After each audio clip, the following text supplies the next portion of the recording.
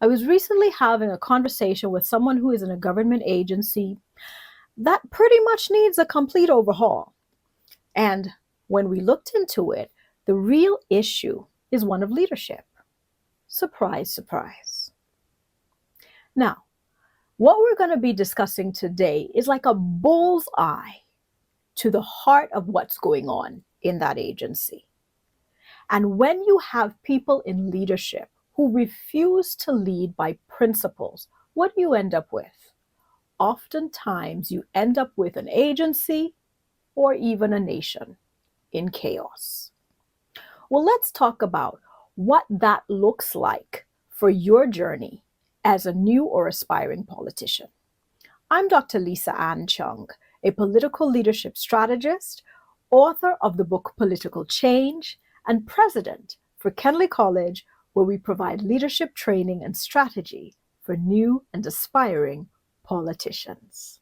As we continue our Rewind series on the top 5 political leadership pitfalls, we continue to share with you some excerpts from an interview between my mentor, Trista Sue Craig, who is the founder for Agents for Change International based in the USA, and myself. And so right now, we're going to dive right in to the second pitfall. What would you say is probably the second pitfall in political leadership that you're seeing? I'd say it's power without principles. So if you look at principles as foundational laws, you can see two types of principles in operation, two ways that you can look at principles. So you have the foundational laws that would govern how you lead, it's governing your decision making, how you view life and all of those things, but it's also how something should be operating, how something is functioning, how it should function or how it was designed to function. So there are leaders who come into the political sphere and they do not care about principles. They figure it's about the winning, but it really is about the leading. And so when people don't have principles, you see issues with character.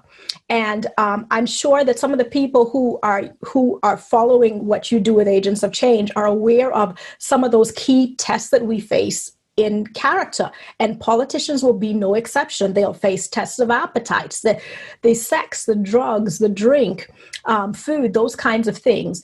They also face things such as the greed for power. What are they willing to do? And you're seeing that even now. What are politicians prepared to do to get power, or what are they prepared to do to maintain that power? What are they going to do to hold on to it? And then the other one is they're going to have the fame and the popularity. Right now, it is big to be in the news. And you have sometimes they will change their principles, which means that they never had them in the first place, but they're willing to compromise their principles for the sake of a few minutes of a soundbite, so that they can be aired. And you would have seen that sometimes people had a particular view and they were strong on that view, but then they realized that most of the mainstream media wasn't going there. And they've literally changed their course to get that sound bite. And so that then was a compromise for the sake of fame or popularity. And the other one is related to money. And we want to separate out the money as one of the tests, because you're going to be managing people's resources. What do you do when you may have never faced so much money? You might have not faced millions of dollars or pounds or whatever currency you have, and sometimes billions, and you're faced with this. Well, can a few million be missing? I was on a committee where we actually oversaw a government ministry was asking for a new pot of funds for a project that they had already gotten. Why did they have to ask for the funds for the project that they had already gotten funding for? Because let's just say a few million US went missing. Nobody knows where it went missing. So character issues come up a whole lot because you've got power without principles. And then you look at some of these leaders and you realize that they have therefore lost the public trust because they're more focused on how do they pull the other candidate down or this other person down or the other party down, and less about leading. It's less about leading, and that is where the struggle is. And we have to recognize how important it is to serve people. And so if you go into politics or you go into power, you get into a position of power and you have forgotten that you are there to serve, not to be served, you're going to have a failure in the area of principles. So one of the ways that you could have protected yourself from this is putting in some kinds of systems with personal accountability. Now, when you're in government, there are hopefully accountability systems that your country, your state, whatever, has put in place. But if you were stepping into power without principles, you could find your way around it. You didn't need, if you want to be corrupt, you'll find your way around corruption. But if you put in place your own personal accountability system, so that means maybe you have a mentor or you have a group of people that you have chosen to be accountable to, then that will help to safeguard you from having some of the pitfalls related to principles that you didn't have to have. I have to share a story that I've never shared before. I was traveling with Dr. Miles, and we were meeting with a prime minister of one of the Caribbean islands on one of my trips.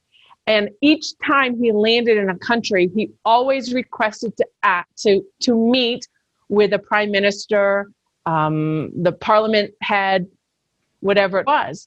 And so we were in with the prime minister, and I remember I felt like a little insignificant mouse, like in the corner. And I just want to sit in the corner and observe, because it's, you're not supposed to take a sip of water until they take a sip of water. So there's all this protocol.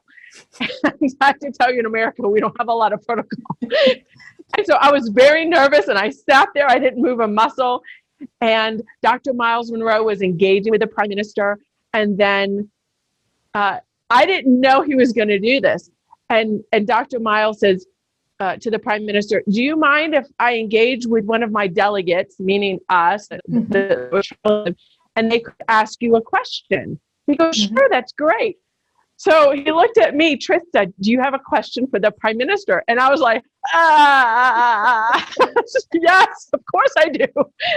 And the only thing I could come up with was a question regarding character, because I knew how paramount it is, especially in politics.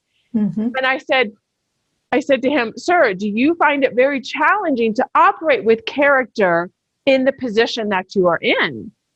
And his statement was basically, "No, I don't, and it's not an issue." Wow. And so then later in the car, "Papa Miles, what did you think? Is that the right?" He says, "Trista, of course he's going to say he operates with character." I go,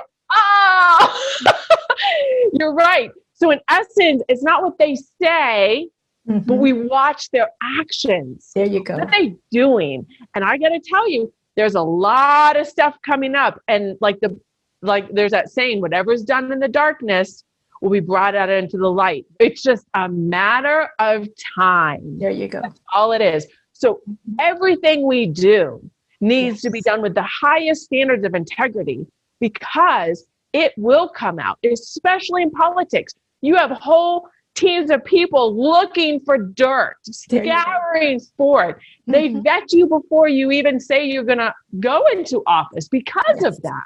Yes. So it's easy to say, "Oh yes, I operate in character and principles, and I have high moral standards," but don't listen to what they say. Like, we have to look at the actions.